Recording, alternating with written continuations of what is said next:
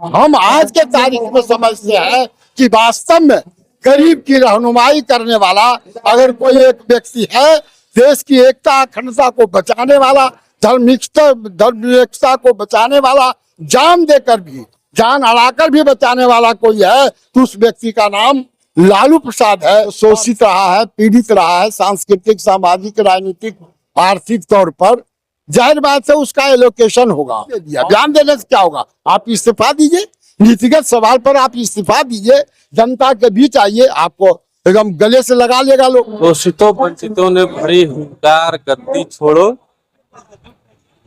दो अधिकार। राष्ट्रीय जनता दल का एक दिवसीय धरना है। आज यहाँ पे देख रहे हैं प्रदेश कार्यालय के बाहर जो है भारी संख्या में जो है नेता और कार्यकर्ता जो है आरजेडी के जमा हुए हैं। देश में जातिगत गणना एवं 65% आरक्षण के दायरे को संविधान की 9वीं अनुसूची में शामिल करने को लेकर के ये धरना जो है आयोजित किया गया है। काफी संख्या में यहाँ पे नेता हैं, कार्यकर्ता भी हैं।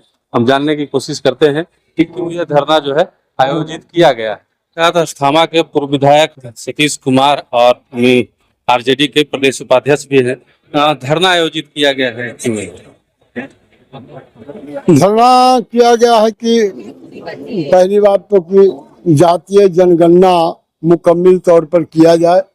कुछ लोग कभी हाँ कभी नहीं मौका परस्ती दिखाते हैं और खासकर बिहार के मुख्यमंत्री बोलते कुछ है और जब साथ जाना पड़ता है, राजनीतिक तौर पर विभाजीकरण होता है तो चल जाते हैं वैसे लोगों के साथ जो आरक्षण विरोधी है, जो जातीय जनगणना के खिलाफ, जो 65-67% बढ़ाए जाने पर 9वीं सूची में जोड़ने के लिए तैयार नहीं है, उनके साथ चले जाते हैं। तो जाहिर बात है यह बिल्कुल संकट में फंस गया है। सामाजिक न्याय का बढ़ा हुआ प्रोपोर्शनेट 67% को राष्ट्रीय संविधान के अनुसूची 9वां में जोड़ने के लिए यह धरना है। यह धरना है जातीय जनगणना के लिए।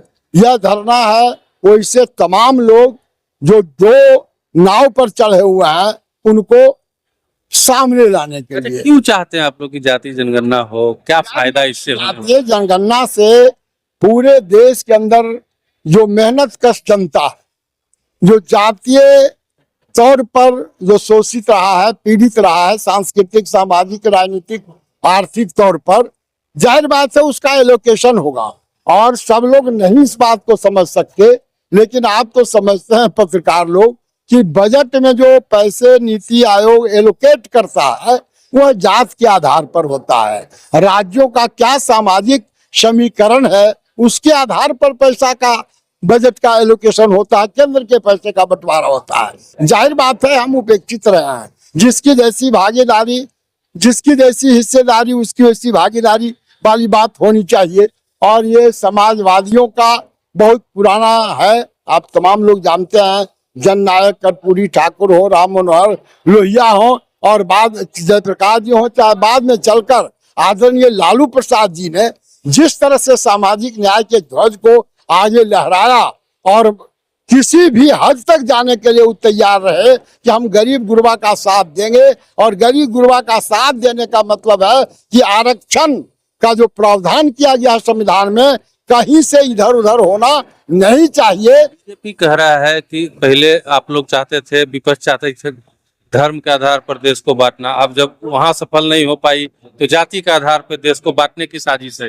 नहीं, देखिए उनका क्या कहना है वह सवाल नहीं है।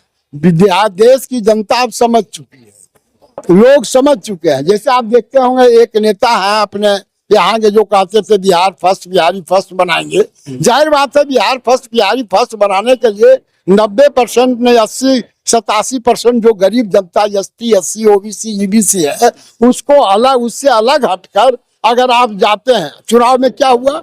अपने महज सीट के लिए, 5 सीट के लिए आप किसके साथ समझौता किया? जो संविधान विरोधी है, जो आरक्षण विरोधी है, जो SC, ST विरोधी है। हाईकोर्ट, अभी सुप्रीम कोर्ट ने जब SC, ST के खिलाफ फैसला दिया, बीजेपी का क्या रुख है, मोदी जी का क्या रुख है? तो इन्होंने एक बयान दे दिया। बयान देने से क्या होगा? आप इस्तीफा दीजिए, नीतिगत सवाल पर आप इस्तीफा दीजिए, जनता के बीच आइए, आपको एकदम गले से लगा लेगा लोग। लेकिन इस बिहार के अंदर वास्तव में आदरणीय नेता लालू प्रसाद, पार्टी के रूप में राष्ट्रीय जनता दल, नौजवान का नेता जो मुख्यमंत्री बनने का रिजर्वेशन रखता है, आदरणीय तेजस्वी यादव के अलावे कोई भी सामाजिक हक के पक्ष में नहीं है। और यही कारण है कि राष्ट्रीय जनता दल आज पूरे राज्य के अंदर पूरे देश को, पूरे प्रदेश के लोगों को यह बताना चाहता है, जतलाना चाहता है कि राष्ट्रीय जनता दल दिल से, दिमाग से, शरीर से, राजनीतिक तौर पर, सामाजिक तौर पर गरीबों के साथ है, जिसका नेता आदरणीय लालू प्रसाद ने संकल्प लिया था और आज भी उस संकल्प पर वो अडिग है। मर जाना कबूल करेगा, लेकिन सामाजिक हक पाने वालों के साथ अन्याय होने नहीं देगा। और यही कारण है कि आज पूरे राज्य में धरना के माध्यम से हम पूरे राज्य और देश को बताना चाहते हैं, मोदी सरकार को भी कहना चाहते हैं कि अगर 67% आरक्षण में बढ़ोतरी हुआ तो उसको 9वीं सूची में डालो। अच्छा, एगो अंतिम सवाल आपका जो है, आपसे जो है पर्सनल है। लालू, एंटी लालू राजनीति करके आप सक्रिय राजनीति में आए थे, क्या ऐसा वजह रहा कि आपको मतलब अंत में लालू यादव के साथ? नहीं, हमने जो कुछ देखा, हम एंटी आए थे राजनीति में। हम कम्युनिस्ट पार्टी से राजनीति शुरू किया था, एमएलए भी हम सीपीआई से बने थे, तो हम मजदूर पक्षी थे और आदरणीय लालू यादव जी के साथ थे।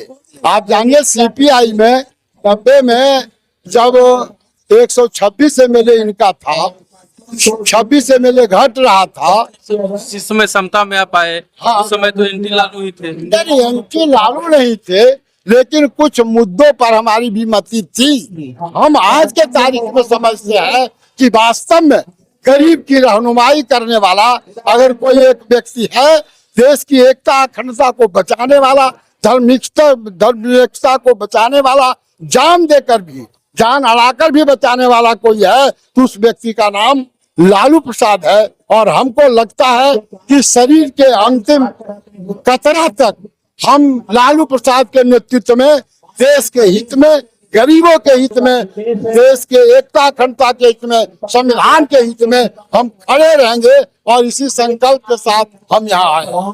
चलिए, ये सतीश कुमार थे, पूर्व विधायक अस्थामा के थे। इन्होंने साफ कर दिया है कि जो है देश के हित में है ये आरक्षण और ये जातीय गणना। बाकी देखना होगा कि पक्ष और विपक्ष के बीच जो आप ये दौर चल रहा है, आपाधापी का दौर चल रहा है, बयानबाजी का दौर चल रहा है, वो कितना सफल हो पाता है।